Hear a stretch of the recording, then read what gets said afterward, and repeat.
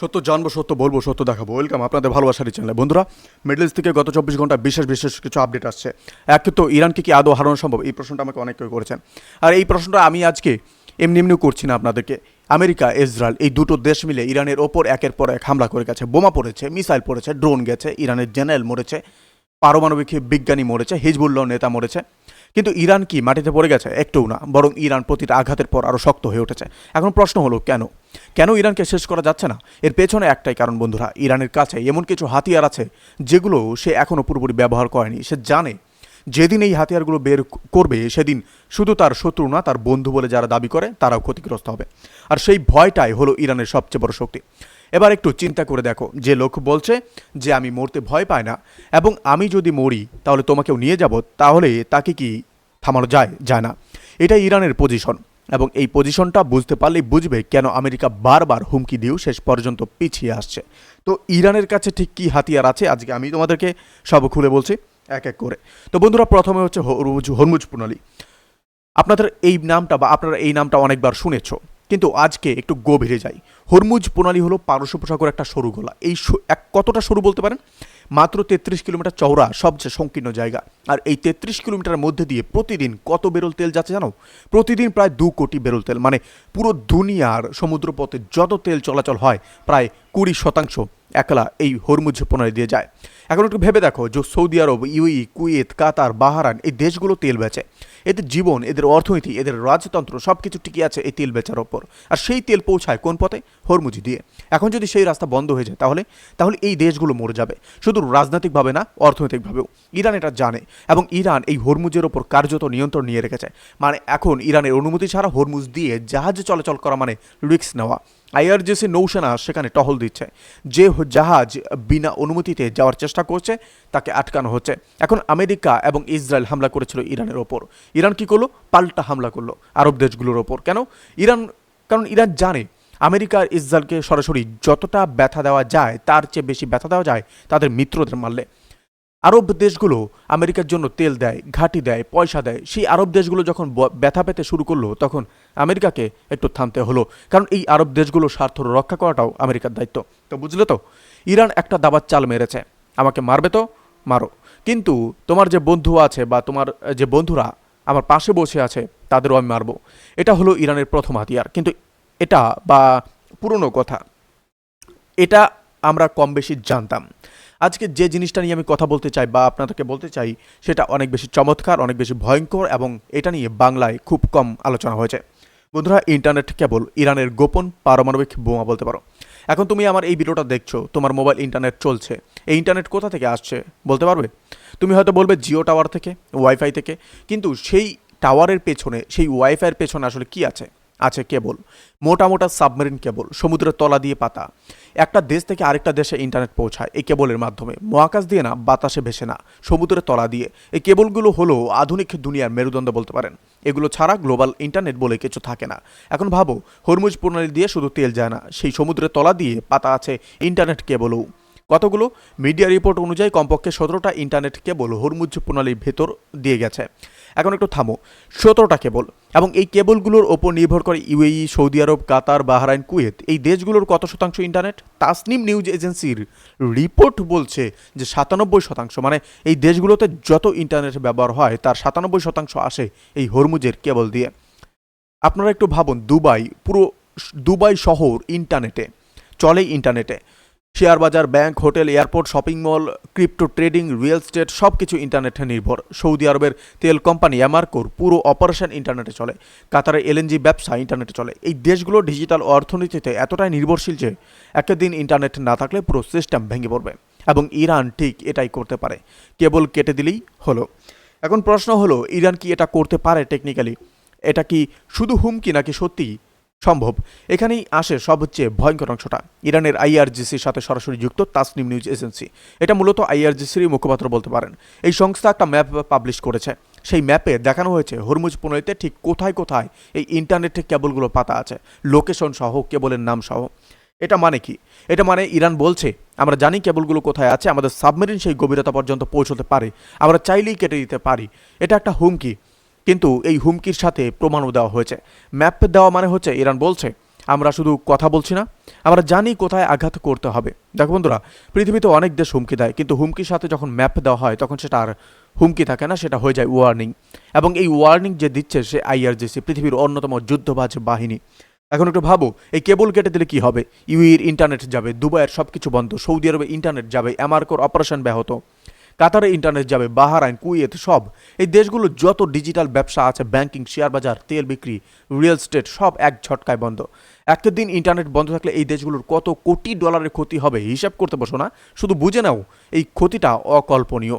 এবং এই ক্ষতি সরাসরি আমেরিকার গায়েও লাগবে, কারণ এই আরব দেশগুলো আমেরিকার বিনিয়োগে ভরা, আমেরিকান কোম্পানিগুলো এখানে ব্যবসা করে। এই দেশগুলোর অর্থনীতি ধ্বংস হলে আমেরিকার লসও হবে। তো এবার বুঝলে, ইরানের দ্বিতীয় এবং সবচেয়ে ভয়ঙ্কর হাতিয়ারটাই হলো এই ইন্টারনেট কেবল। এবং ইরান এটা ব্যবহার করেনি এখনও, কারণ এটা ব্যবহার করলে পুরো মধ্যপ্রাচ্য জ্বলে উঠবে। ইরান চায় না এখনও সেই পরিস্থিতি আসুক, কিন্তু যদি আমেরিকা আর কোনো উপায় না রাখে তাহলে ইরান এই কার্ডও খেলবে, এবং সেটাই সবচেয়ে ভয়ঙ্কর। দেখুন, এবার আসি একটা গুরুত্বপূর্ণ আপডেটে, ট্রাম্পের কথায়। বন্ধুরা, ট্রাম্পকে বোঝা সত্যি কঠিন। সকালে উঠে একটা পোস্ট করবে ইরানের ওপর হামলা করে দেব, দুপুরে আবার পোস্ট ইরান কথাবার্তা করতে তরপাচ্ছে, বিকেলে আবার 36 ঘন্টা থেকে 72 ঘন্টার মধ্যে ভালো খবর আসছে, রাতে আবার ইরান যদি কথা না শোনে তাহলে পরিণতি ভোগ করতে হবে। এটা কি কোনো দেশের প্রেসিডেন্টের কথাবার্তা? এটা দেখে মনে হয় যেন কেউ সারাদিন টুইটার স্ক্রল করতে করতে মুড অনুযায়ী পোস্ট করে যাচ্ছে। কিন্তু বন্ধুরা, এই পোস্টগুলোর পেছনে একটা প্যাটার্ন আছে। ট্রাম্প আসলে দুটো জিনিস একসাথে করছে। এক, সে তার দেশের মানুষকে দেখাচ্ছে যে আমি কঠোর, আমি উইকনেস দেখাচ্ছি না। দুই, সে ইরানকে বলছে দেখো আমি চাইলে যুদ্ধ করতে পারি, কিন্তু আমি শান্তিও চাই, এবার তোমার বা তোর সিদ্ধান্ত। এটা একটা সাইকোলজিক্যাল চাপ, কিন্তু সমস্যা হলো এই চাপ কাজ করছে না, কারণ ইরান ট্রাম্পের স্টাইল বুঝে গেছে। ইরান জানে ট্রাম্প যখন বলে হামলা করব তখন সে সবসময় হামলা করে না, কারণ হামলা করলে দাম চুকাতে হবে, তেল বাড়বে, তেলের দাম বাড়বে, আমেরিকার অর্থনীতি চাপে পড়বে, মধ্যপ্রাচ্যে আমেরিকান সেনা মরবে। এটা ট্রাম্প চায় না, নির্বাচনের আগে বা পরে। তাহলে ট্রাম্প কেন এত পোস্ট দিচ্ছে? কারণ পোস্ট দেওয়া বিনামূল্য, হামলা করলে দাম আছে। ট্রাম্পের পোস্ট দিয়েই ভোটারকে বা ভোটারদেরকে খুশি রাখতে পারছে, বাস্তবে কিছু না করেও। এটা ট্রাম্পের রাজনীতি। কিন্তু এই রাজনীতি একটা জায়গায় এসে ভেঙে পড়ে যখন ইরান সত্যিই কিছু একটা করে ফেলে, এবং সেটাই হচ্ছে এখন। এখন আরেকটা কথা বলি, ট্রাম্প ইরানের বন্দরগুলোতে অবরোধ করে রেখেছে, মানে ইরানের ব্যবসা বন্ধ করার চেষ্টা করছে, ইরান যেন তেল বেচতে না পারে। কিন্তু ইরান বলছে আমি তেল বেচতে না পারলে তোমার আরব বন্ধুরাও তেল বেচতে পারবে না। এটা হলো একটা দাবার খেলা, যেখানে দুপক্ষই জানে পরিস্থিতি খুব নাজুক। ট্রাম্প বলছে 36 থেকে 72 ঘন্টার মধ্যে দ্বিতীয় দফা আলোচনা হতে পারে ইসলামাবাদে, পাকিস্তানের মধ্যস্থতায়। কিন্তু ইরান এখনও নিশ্চিত করেনি সে যাবে কিনা, কারণ ইরান জানে আলোচনায় গেলেই মানুষ ভাববে ইরান দুর্বল হয়ে গেছে। ইরান সেই ছবিটা দিতে চায় না। আপনাদেরকে আরেকটা আপডেট বলি, আর এটা কিছুটা নাটকীয় ব্যাপারও বলতে পারেন। ট্রাম্প কয়েকদিন আগে 28 জন মহিলার ছবি শেয়ার করে বলল দেখো ইরান এই 28 জন মহিলাকে ফাঁসিতে ঝোলাতে চলছে। এই 28 জন মহিলা কারা?